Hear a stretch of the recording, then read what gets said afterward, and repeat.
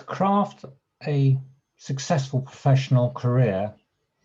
in this modern global environment needs a mixture of academic and professional skills. And it's a truth that in the current environment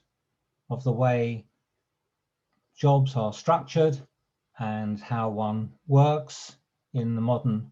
world, that the opportunities to join one firm and stay with it from graduation through to retirement are very unlikely. The data suggests that most of you who are leaving college or university now will have at least 4 or 5 jobs in your career with different companies. And it was said many years ago by Tom Peters that we are the CEOs, the chief executive officers of our own companies. Being an American, he called it Me Incorporated. In my own research, what is clear is our capabilities as an individual are made up of personal determinants, such as our motivation, our competencies and capability, supported by socioeconomic elements, our education, our academic attainment, and those supporting us as a coach and mentor, as well as the family and of course the finance to make it happen. And if we look at the way people create a career in whatever field of endeavor, those basic determinants are enhanced by the practice, by academic work, and by the work values and work environment in which you find yourself, and therefore the role that you might have, and therefore improving your capabilities through your performance. And what that means for your career is that you have an enhanced skill set, capabilities, competence to be able to do a job immediately, here and now, and that helps enhance and embellish and create the brand of me, the brand of you, with the opportunities for new roles. But as I was just saying, along the way,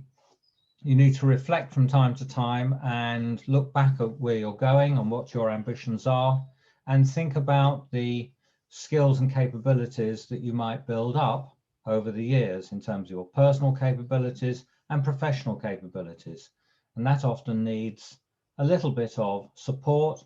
mentoring, assistance in various forms of coaching, whether it's personal, vocational, academic, or indeed professional. And when you think about the personal side of things, it's an enormous help if you can have an independent voice looking at your personal attributes and capabilities and what's needed to help you improve them and be more successful in your career and indeed getting the job.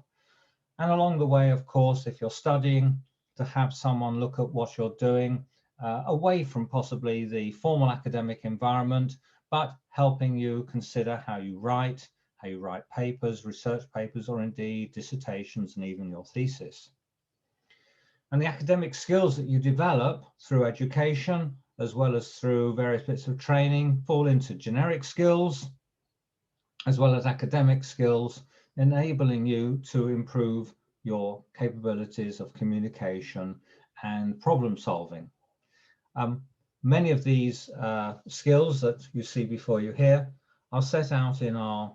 online resource called the Leadership Toolbox to help you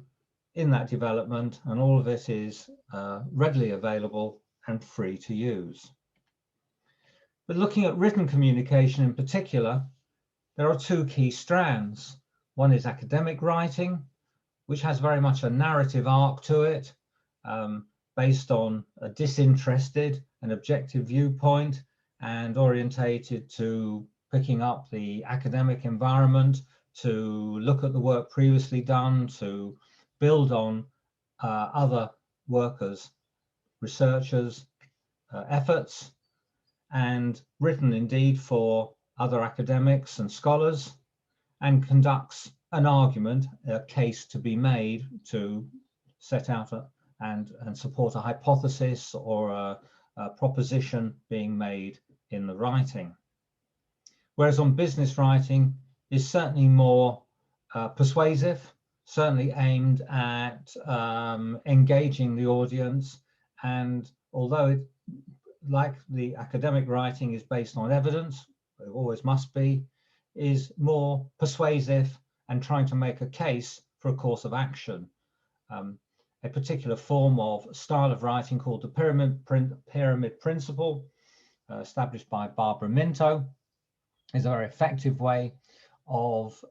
structuring a report and can, if you like, have the key points at the top of the pyramid, and as you go further down, the greater detail, because you're aiming this at other executives who really just want sometimes just the headlines. But whatever it is,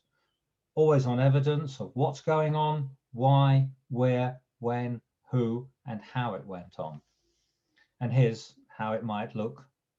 in terms of that structure. So one more linear, the other one as a pyramid, not by the way the writing would look, but certainly in terms of the structure of the idea, which is where the idea of the executive summary right at the top of a business report to an extent comes from. If we look at professional skills and the ways in which you may need support there, some people need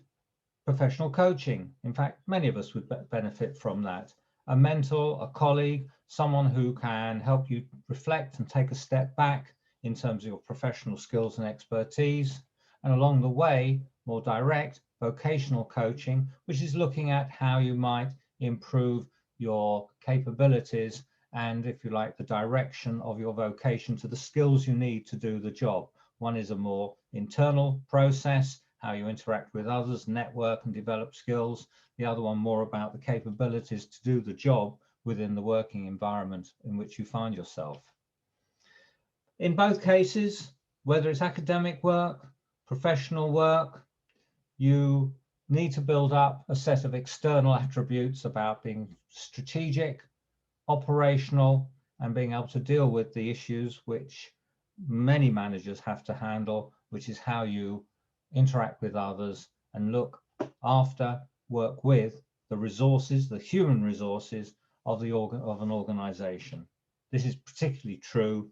in the creative industries, where so much of the skills and capabilities are based on not a mechanical process, a production line, but everything's going to start with the new idea, the new innovative thought about a new product that might reach out to an audience.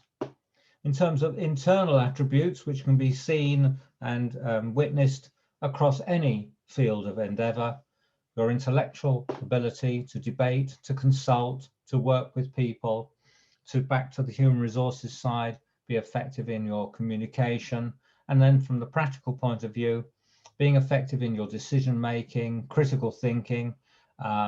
being independent, and report writing and offering good skills in terms of leadership and negotiation. Research skills are there across all kinds of work that one does, but you need to have these to underpin your capabilities elsewhere. So what does this mean overall? What I was suggesting is we all need some support and help to be successful as the brand of me, the brand of you. And at any one of these stages, it's the capabilities that you develop with the support from others along the way, that in this feedback loop that you see before you on the right-hand side of the screen, which improves your personal determinants, doesn't make the socioeconomic factors the key drivers anymore, certainly once you've qualified and are in industry, but how your work practice and results will improve your opportunities through being more skilled, competent, and enhance your capabilities to get that new role that you seek.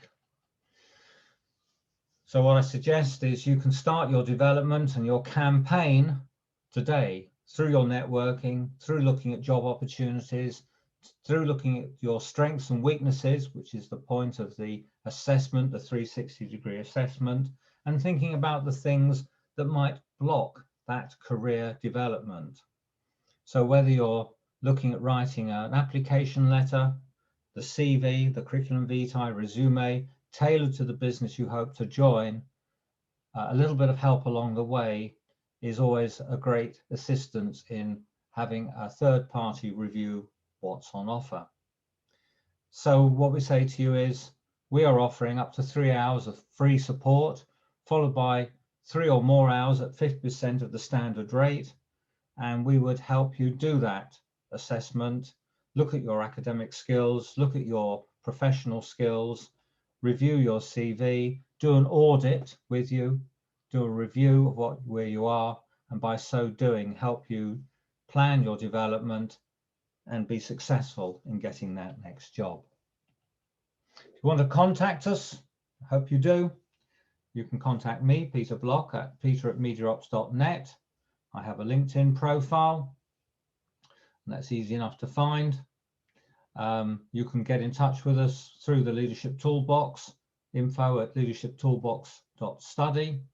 where you'll see there's a lot of resources through the Leadership Toolbox,